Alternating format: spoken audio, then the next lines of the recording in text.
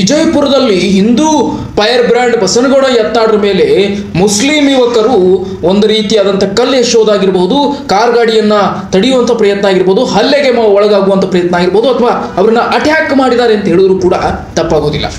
ಅಷ್ಟರ ಮಟ್ಟಿಗೆ ದೊಡ್ಡ ಮಟ್ಟದಲ್ಲಿ ನಡೆದಿದೆ. ಪೊಲೀಸರು ಡಾಯ್ ಹೊಡೆದು, ಈ ನೀವೆಲ್ಲ ಕ್ರಿಕೆಟ್ ನೋಡ್ತಿದ್ರೆ ನಿಮ್ಗೆ ಗೊತ್ತಿರುತ್ತೆ, ಡಾಯ್ ಹೊಡೆಯೋದು ಅಂದರೆ ಬಾಲ್ ಹಿಡಿಯೋದಕ್ಕೆ ಯಾವ ರೀತಿ ಡಾಯ್ ಹೊಡಿತಾರಲ್ಲ ಹಂಗೆ ಅವರನ್ನು ಹಿಡಿಯೋದಕ್ಕೆ ಅಂತಲೇ ಡಾಯ್ ಹೊಡೆದು ಪೊಲೀಸರು ಕೆಳಗೆ ಬಿದ್ದಿರುವಂಥದ್ದು ಇದೆ, ಮತ್ತು ಅವರನ್ನು ತಡೆದಿರುವಂಥದ್ದು ಇದೆ.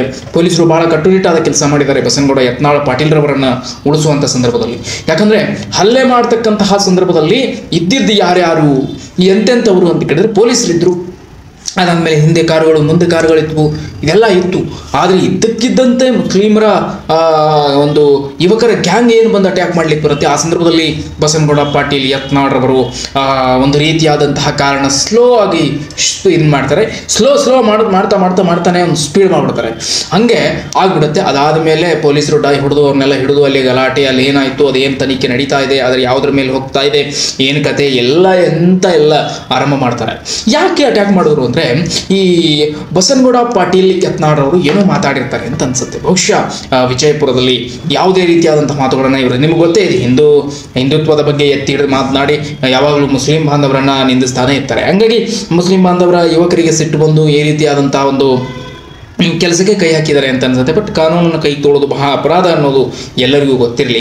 ಸೊ ಈ ರೀತಿಯಾದಂತಹ ಒಂದು ಘಟನೆಯನ್ನ ಬಸನಗೌಡ ಪಾಟೀಲ್ ಯತ್ನಾಳ್ ಎದುರಿಸಿದ್ರು ಅನ್ನುವಂಥದ್ದು ಕೂಡ ಗೊತ್ತಾಗ್ತಾ ಇದೆ. ಅಲ್ಲಿ ಪೊಲೀಸರಿದ್ರು, ತಡೆದ್ರು ಅನ್ನುವ ಕಾರಣಕ್ಕೆ ಬಸನಗೌಡ ಪಾಟೀಲ್ ಯತ್ನಾಳ್ ಅವರು ಬಚಾವಾದ್ರ, ಅಥವಾ ಇಲ್ಲ ಅವರ ಶಕ್ತಿ ಆದರ್ಶಗಳ ಒಳಗೊಂಡು ಹಿಂದೆ ಮುಂದೆ ಇರ್ತಕ್ಕಂಥ ಕಾರ್ಗಳಿಂದ ಜನ ಇಳಿತಾ ಇದ್ರ ಅನ್ನೋದು ಕೂಡ ಬಹಳ ಬಹಿರಂಗವಾಗಿ ಇಲ್ಲಿ ನಮಗೆ ತಿಳಿಸಲ್ಪಡ್ತದೆ. ಒಂದು ನಿಮಿಷ ನಿಮಗೆ ಗೊತ್ತಾಗುತ್ತೆ. ಅದರ ಇತಿಹಾಸ ಪುಟವನ್ನು ನಾವು ನೋಡಿದಾಗ ಏನು ಇತಿಹಾಸ ಪುಟ ನೋಡಬೇಕು ಅಂದರೆ ಒಂದು ಬಸನಗೌಡ ಪಾಟೀಲ್ ಯತ್ನಾಳ್ರವರು ಮಾತನಾಡಿರುವಂತಹ ಕೆಲವೊಂದಿಷ್ಟು ವಿಚಾರಗಳನ್ನು ನಾವು ನೋಡ್ತಾ ಹೋಗೋದಾದರೆ, ಎಲ್ಲೋ ಒಂದು ಕಡೆ ಬಸನಗೌಡ ಪಾಟೀಲ್ ಯತ್ನಾಳ್ರವರು ನೇರವಾಗಿ ಮುಸ್ಲಿಮರನ್ನ ನಿಂದಿಸುವಂಥ ಪ್ರಯತ್ನ ಮಾಡ್ತಾರೆ ಅಂತ ಹೇಳಲಾಗ್ತಾ ಇದೆ. ಆದರೆ ಅದೆಷ್ಟು ಮಟ್ಟಿಗೆ ಸತ್ಯ ಇದೆ, ಎಷ್ಟು ಮಟ್ಟಿಗೆ ಸುಳ್ಳಿದೆ ಅನ್ನೋದು ಅವರು ಮಾಡುವಂತಹ ಭಾಷಣಗಳಲ್ಲಿ ನಾವೆಲ್ಲರೂ ಅರ್ಥ ಮಾಡ್ಕೊಳ್ಬೇಕಾಗ್ತದೆ. ಬಹಳ ಒಂದು ಮಟ್ಟಕ್ಕೆ, ನನಗನಿಸುವ ಮಟ್ಟಕ್ಕೆ ಬಸನಗೌಡ ಪಾಟೀಲ್ ಯತ್ನಾಳ್ರ ಮೇಲೆ ನಡೆಸಿದಂಥ ಹಲ್ಲೆ ಇದೆಯಲ್ಲ, ಇದು ಮೊದಲೇ ಪ್ಲ್ಯಾನ್ ಮಾಡ್ಕೊಂಡಿದ್ರ ಅಥವಾ ಭಾಷಣದಲ್ಲಿ ಏನೋ ಮಾತಾಡಿರುವಂಥ ರೀತಿ ಅಟ್ಯಾಕ್ ಮಾಡಲಿಕ್ಕೆ ಪ್ರಯತ್ನ ಪಟ್ರ ಏನು ಅನ್ನೋ ಸುದ್ದಿ ಮಾತ್ರ ಇನ್ನೂ ಗೊತ್ತಿಲ್ಲ. ಆದರೆ ಇವ್ರ ಮೇಲೆ ಅಟ್ಯಾಕ್ ಮಾತ್ರ ಆಗಿದೆ. ಬಹು ದೊಡ್ಡದಾಗಿ ಅಟ್ಯಾಕ್ ಮಾಡಲಿಕ್ಕೆ ಪ್ರಯತ್ನ ಪಟ್ಟಿದ್ದಾರೆ. ಕಾರಿಗೆ ಕಲ್ಲನ್ನು ಎಸೆದಿದ್ದಾರೆ, ಗಾಜನ್ನು ಚೂರು ಮಾಡಿದ್ದಾರೆ ಅನ್ನೋದು ಕೇಳ್ಪಟ್ಟಿದ್ವಿ. ಒಟ್ಟಿನಲ್ಲಿ ಬಸನಗೌಡ ಪಾಟೀಲ್ ಯತ್ನಾಳ್ರವರನ್ನ ಹೇಗಾದರೂ ಮಾಡಿ ಅವರಿಗೆ ಅಟ್ಯಾಕ್ ಮಾಡಿ ಅವ್ರಿಗೆ ಏನೋ ಒಂದು ಮಾಡಬೇಕು ಅಂತಾನೆ ಬಹುಶಃ ಈ ನಿರ್ಧಾರ ತಗೊಂಡಿದ್ರ ಅನ್ನುವಂತಹ ಸಂತತಿ ಕೂಡ ತಿಳಿದು ಬೆಳಕಿಗೆ ಬರ್ತದೆ. ಇಷ್ಟೆಲ್ಲ ನಡೀತಿರ್ಬೇಕಾದ್ರೆ ಬಸನಗೌಡ ಪಾಟೀಲ್ ಇನ್ನು ಮುಂದೆ ಮುಸ್ಲಿಮರ ಬಗ್ಗೆ ಮಾತನಾಡೋದಿಲ್ವಾ ಅನ್ನುವಂಥದ್ದು ಕೇಳಿದ್ರೆ ಮತ್ತೆ ಆದರೆ ತದನಂತರದಲ್ಲಿ ಮತ್ತೆ ಮಾತಾಡ್ತಾರೆ. ಅವರು ಯಾವುದಕ್ಕೂ ಬಹುಶಃ ಹೆದರುವ ಹಾಗೆ ಕಾಣಿಸ್ತಾ ಇಲ್ಲ ಅಂತ ಅನ್ಸುತ್ತೆ. ಯಾರೇನೇ ಮಾಡಿದ್ರು ನಾವು ಬಗ್ಗೆಲ್ಲ ಅಂತೇಳಿ ಹೇಳ್ಕೊಂಡು ತಿರುಗಾಡ್ತಾ ಇದ್ದಾರೆ ಬಸನಗೌಡ ಪಾಟೀಲ್ ಯತ್ನಾಳ್ರವರು. ಇದು ಒಂದು ಅಚಾತುರ್ಯ ಅಂತ ಅನ್ನಿಸ್ತಾ ಇದೆ. ಬಹುಶಃ ಈ ಕಾನೂನನ್ನು ಕೈ ತೊಳುವಂಥ ಪ್ರಯತ್ನವನ್ನು ಯಾರೂ ಕೂಡ ಮಾಡಬಾರ್ದು. ಈ ಅಟ್ಯಾಕ್ಗಳನ್ನು ಇಲ್ಲಿಗೆ ನಿಲ್ಲಿಸಿ ಏನೇ ಇದ್ರೂ ಕಾನೂನಿನ ಚೌಕಟ್ಟಿನಲ್ಲಿ ಹೋರಾಡುವುದು ಭಾಳ ಉತ್ತಮ ಅಂತ ನಮಗನ್ನಿಸ್ತದೆ. ಈ ಅಟ್ಯಾಕ್ ಮಾಡಿದಾಗ ರಾಜಕಾರಣಿಗಳಿಗೆ ಅಟ್ಯಾಕ್ ಮಾಡೋದಾಗಿರಲಿ, ಅಥವಾ ರಾಜಕಾರಣಿಗಳ ಮೇಲೆ ಪ್ರತಿಭಟನೆ ಮಾಡೋದಾಗಿರಲಿ, ಅಥವಾ ಏನೋ ಒಂದು ರೀತಿಯಾದಂಥದ್ದು ಏನೋ ಒಂದು ಮಾಡೋದಾಗಿರಲಿ, ಬಟ್ ಹೆಂಗೆ ಆಗತ್ತೆ ಅಂದರೆ ಅವರಿಗೆ ಯಾವುದೇ ರೀತಿಯಾದಂಥ ಫರಕ್ ಬಿಡೋದಿಲ್ಲ ಅಂತ ಅನ್ನೋ ರೀತಿಯಲ್ಲೇ ಇರ್ತಾರೆ.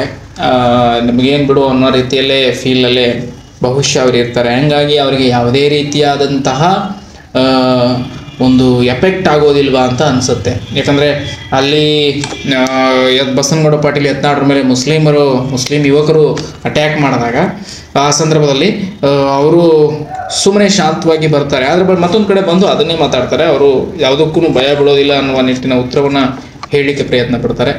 ಅಟ್ಯಾಕ್ ಆದಿದ್ದು ಬಹಳ ಗಾಯ ಗಂಭೀರವಾಗಿರುವಂತಹ ಕೆಲಸ. ಬಟ್ ಅಲ್ಲಿ ಪೊಲೀಸರ ರಕ್ಷಣೆ ಇದೆಯಲ್ಲ, ಮೆಚ್ಚಲೇಬೇಕಾಗ್ತದೆ. ಯಾಕಂದರೆ ಆ ಪೊಲೀಸರ ರಕ್ಷಣೆಯನ್ನು ಮೆಚ್ಚಿ ಸೊ ಇಡೀ ರಾಜ್ಯವೇ ಕೊಂಡಾಡುವಂಥ ಸ್ಥಿತಿ ಬಂದಿದೆ. ಆ ಯುವಕರನ್ನು ತಡೆಯೋದಿದೆಯಲ್ಲ, ಡಾಯ್ ಹೊಡೆಯೋದಾಗಿರ್ಬೋದು, ಪೊಲೀಸರ ರಕ್ಷಣೆ ಮಾಡೋದಾಗಿರ್ಬೋದು. ಯಾಕಂದರೆ ಆಮೇಲೆ ಯತ್ನಾಳ್ರವ್ರಿಗೆ ಏನಾದರೂ ಆದರೆ ಕಷ್ಟ. ಯಾಕಂದರೆ ಒಬ್ಬ ರಾಜಕಾರಣಿನ ಶೋ ಮಾಡೋಕ್ಕಾಗಲಿಲ್ಲ ನಿಮಗೆ ಅಂತೇಳಿ ಎಲ್ಲ ಆ್ಯಕ್ಷನ್ಸ್ಗಳಾಗುತ್ತೆ, ಭಾಳ ತೊಂದರೆಗಳಿರುತ್ತೆ. ಹಾಗಾಗಿ ಪೊಲೀಸರು ಭಯಭೀತಿಗೊಂಡು ಅವರು ಜೀವವನ್ನು ಕೊಟ್ಟರೂ ಸಹ ಒಬ್ಬರನ್ನು ರಕ್ಷಣೆ ಮಾಡೋದು ಅವರ ಹೊಣೆಯಾಗಿರುತ್ತೆ. ಹಾಗಾಗಿ ಆ ಪೊಲೀಸರ ಆರಕ್ಷಕರು ಏನಿದ್ದಾರೆ ಇವರೆಲ್ಲರೂ ಕೂಡ ತಮ್ಮ ಕಾರ್ಯವನ್ನು ಬಹಳ ಕಟ್ಟುನಿಟ್ಟಾಗಿ ಪಾಲಿಸಿ ಡಾಯಿ ಹಿಡಿಯೋದ್ರ ಜೊತೆಗೆ ಮುಸ್ಲಿಂ ಯುವಕರನ್ನು ಬಹುಶಃ ಬಂಧಿಸಿದ್ದಾರೆ ಅಂತ ಹೇಳಲಾಗ್ತಾ ಇದೆ. ಬಟ್ ಏನಾಗುತ್ತೆ ಅನ್ನೋದನ್ನು ನೋಡಬೇಕು, ಗೊತ್ತಿಲ್ಲ. ಆ ಇತಿಹಾಸವನ್ನು ಯಾವ ರೀತಿ ತಿಳ್ಕೊಳ್ಬೇಕಾಗ್ತದೋ ಹಾಗೆ ಈ ಒಂದು ಕೇಸಿನ ಸಂಪುಟದ ವಿಷಯವನ್ನು ತಿಳ್ಕೊಳ್ಬೇಕಾಗ್ತದೆ. ಯಾಕಂದರೆ ಇದು ಬಹಳ ಗಂಭೀರವಾಗಿರುವಂಥ ವಿಚಾರ. ಇದರ ಹಿಂದೆ ಯಾರಿದ್ದಾರೆ, ಯತ್ನಾಳ್ರವ್ರನ್ನ ಹೊಡಿಲೇಬೇಕು ಅಂತ ಯಾವ ನಿರ್ಧಾರಗಳನ್ನು ಮಾಡಿದ್ದಾರೆ, ಅಥವಾ ಯತ್ನಾಳ್ರವ್ರನ್ನ ಈ ರೀತಿ ಹಲ್ಲೆ ಮಾಡಿಸೋದಕ್ಕೆ ಯಾರಾದರೂ ರಾಜಕಾರಣಿಗಳಿದ್ದಾರೆ ಇದರ ಹಿಂದೆ, ಅಥವಾ ಏನಿದೆ ಅನ್ನೋದು ಕೂಡ ಸಂಶಯ ಸಾಕಷ್ಟು ಮೂಡ್ತಾ ಇದೆ.